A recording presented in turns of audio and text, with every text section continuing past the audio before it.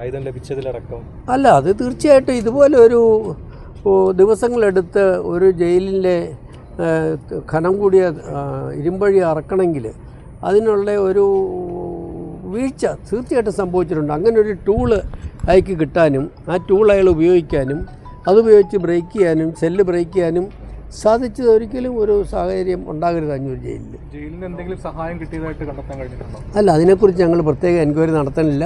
കാര്യം ഞങ്ങൾ അതിൽ ആരൊക്കെയാണ് ഓൺ ഡ്യൂട്ടി ഉണ്ടായിരുന്ന ആൾക്കാർ, ആരൊക്കെയാണ് വീഴ്ച ഉണ്ടായിരുന്നത്. ഒന്നാമത് നാളുകൊണ്ടാണ് ആയിരിക്കും അയാളത് ചെയ്തത്. ഒരു ദിവസം കൊണ്ടൊന്നും ചെയ്യാവുന്ന ജോലിയല്ല കൈകൊണ്ട്. അല്ല, ഇലക്ട്രിക് കട്ടർ വേണം അത് പെട്ടെന്ന് റിമൂവ് ചെയ്യണമെങ്കിൽ.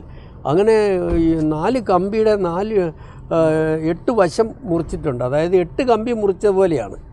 ആ 8 കമ്പി മുറിക്കണമെങ്കിൽ ദിവസങ്ങളെടുത്ത് കാണും. ഹാൻഡ് ഓപ്പറേറ്റഡ് ആയിട്ടുള്ള എന്ത് കട്ടർ ഉപയോഗിച്ചാലും അത്ര തിക്ക് കമ്പികളാണ്. അപ്പോൾ അതുകൊണ്ട് ആ ജയിലിലെ ഉദ്യോഗസ്ഥന്മാർ മുഴുവൻ അന്ന് പല ദിവസങ്ങളിലായിട്ട് ആ ഏരിയയിൽ ഡ്യൂട്ടിയിലുണ്ടായിരുന്നായിരിക്കും. പിന്നെ ഞാൻ പറഞ്ഞില്ല, അവർ വളരെ ന്യായമായ ഒരു കാരണം പറഞ്ഞു. കാര്യം ഈ പട്ടിയും പൂച്ചയൊന്നും കയറാണ്ടിരിക്കാനായിട്ട് തുണി കൊണ്ട് മറച്ചിരുന്നു, അടിഭാഗം മാത്രം. അപ്പോൾ ഒരിക്കലും സംഭവിക്കാത്തൊരു കാര്യമായതുകൊണ്ട് മറച്ച തുണിക്കകത്തെ കേബിൾ കമ്പി കുറേശ്ശെ കട്ട് ചെയ്തതായിട്ട് അവരൊരിക്കലും ധരിച്ചിരുന്നില്ല. അപ്പോൾ ഒരിക്കലും അത് അവർ അറിഞ്ഞുകൊണ്ടൊന്നും ചെയ്താൻ സഹായിച്ചതായിട്ട് ഞങ്ങൾക്ക് തോന്നിയില്ല. ഈ ജയിൽ വകുപ്പിൻ്റെയും പോലീസിൻ്റെയൊക്കെ കണ്ടെത്തലുണ്ടല്ലോ, അതെങ്ങനെയാണ് നിങ്ങൾ മനസ്സിലാക്കുന്നത്? അല്ല, ഞങ്ങൾക്ക് പോലീസ് ഇൻവെസ്റ്റിഗേഷനെ കുറിച്ച് ഒരു ധാരണയില്ല. പോലീസ് എൻക്വയറി നടത്തുന്നുണ്ട്. ജയിൽ എൻക്വയറി ഉദ്യോഗസ്ഥന്മാരുടെ അകത്തുനിന്ന് വീഴ്ച ഉണ്ടായെന്ന് അറിയാനായിട്ട് അവർ എൻക്വയറി നടത്തി. അത് ഞങ്ങളുമായിട്ട് ബന്ധമില്ല. ഞങ്ങൾ ഇതുപോലെ ഇങ്ങനെ ഒരു സംഭവം ജയിലിൽ ഉണ്ടാകരുത്.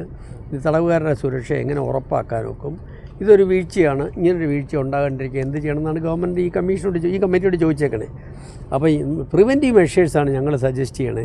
അല്ലാണ്ട് ആർക്കും എതിരായിട്ട് കുറ്റപത്രം ഉണ്ടാക്കാനോ ആർക്കും എതിരായിട്ട് നടപടിയെടുക്കാനോ ശിക്ഷ കൊടുക്കാനോ ഒന്നും ഞങ്ങൾ ശുപാർശ ചെയ്യുന്നില്ല. അതിനെക്കുറിച്ച് ഒരു ഫോക്കസ്ഡ് എൻക്വയറി ഞങ്ങൾ നടത്തുന്നുമില്ല. 1.5 ഇഞ്ചോളം കനമുള്ള ഒരു കമ്പി ഒരു ചെറിയ 8 സ്ഥലത്ത്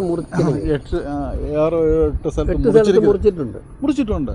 അപ്പോൾ അത് എങ്ങനെ ഒരാൾക്ക് അത് മുറിക്കാൻ സാധിച്ചു എന്നുള്ളത് അദ്ദേഹം രാവിലെ പറഞ്ഞത് അത്ഭുതകരമെന്നുള്ള വാക്കാണ് ഉപയോഗിച്ചത്. അപ്പോൾ അങ്ങനെ ഒരു സംഗതി അവിടെ നടന്നിട്ടുണ്ട്. അപ്പോൾ അതുമായിട്ട് ബന്ധപ്പെട്ടൊരു വീഴ്ച ഉണ്ടായിട്ടുണ്ട്.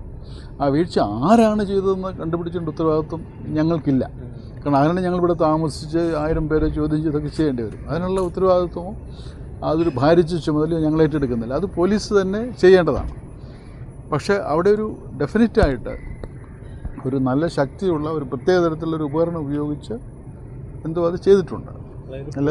നിലവിലെ ഫൈൻഡിങ്സ് ഞങ്ങൾക്ക് അറിഞ്ഞുകൂടാമല്ലോ. അവരന്വേഷിച്ചിട്ടുള്ള കാര്യമല്ലേ, പോലീസ് അന്വേഷിച്ചുകൊണ്ടിരിക്കുന്ന ഒരു കാര്യമാണല്ലോ. അതുപോലെ ജയിൽ വകുപ്പ് ഇതിനെക്കുറിച്ച് ഡിസിപ്ലിനറി ആക്ഷൻ എടുക്കാനുള്ള നടപടികൾ അവരെടുക്കുന്നുമുണ്ട്. അപ്പോൾ ഇത് രണ്ടും ഞങ്ങളുടെ ചുമതലയല്ല എന്ന് മാത്രമാണ് പറഞ്ഞത്. എങ്ങനെ സാഹചര്യം ഒരുങ്ങി എന്നുള്ള കാര്യത്തിൽ അത് നമ്മൾ അന്വേഷിക്കുന്നുണ്ടല്ലോ. ആ കാര്യം സർക്കാരിനെ അറിയിക്കുമല്ലേ? ആ കാര്യം സർക്കാരിനെ അറിയിക്കുമല്ലോ, തീർച്ചയായിട്ടും. ഈ കണ്ണൂർ സെൻട്രൽ ജയിലുമായി ബന്ധപ്പെട്ട് എല്ലാ കാലത്തും ഉയർന്ന ഒരു പ്രധാനപ്പെട്ട ആരോപണം രാഷ്ട്രീയ തടവുകാർക്ക് വലിയ സൗകര്യങ്ങൾ ലഭിക്കുന്നതാണ്. അതിനെ സാധൂകരിക്കുന്ന പല സംഭവങ്ങളും സമീപകാലത്ത് ഉണ്ടായിട്ടുണ്ട്. മൊബൈൽ ഫോണുകൾ പിടികൂടുന്നത്, ഇലക്ട്രോണിക് ഉപകരണങ്ങൾ പിടികൂടുന്നത്. ഈ കാര്യത്തിൽ എന്തായിരിക്കും സമിതി റിപ്പോർട്ടിൻ്റെ ഭാഗമാക്കുക? ജയിലിൽ അനാശാസ്യമായ നടപടികൾ ഉണ്ടാകാൻ വേണ്ടി അവിടെ ഉപകരണങ്ങൾ, മൊബൈൽ ഫോൺ ജയിൽ ഉദ്യോഗസ്ഥന്മാർക്ക് പോലും കൊണ്ടുപോകാൻ പാടില്ല. ജയിലിലെ ഉദ്യോഗസ്ഥന്മാർ പോലും ജയിലിനകത്ത് മൊബൈൽ ഫോൺ ഉപയോഗിക്കാൻ പാടില്ല എന്നുള്ളതാണ് നിയമം.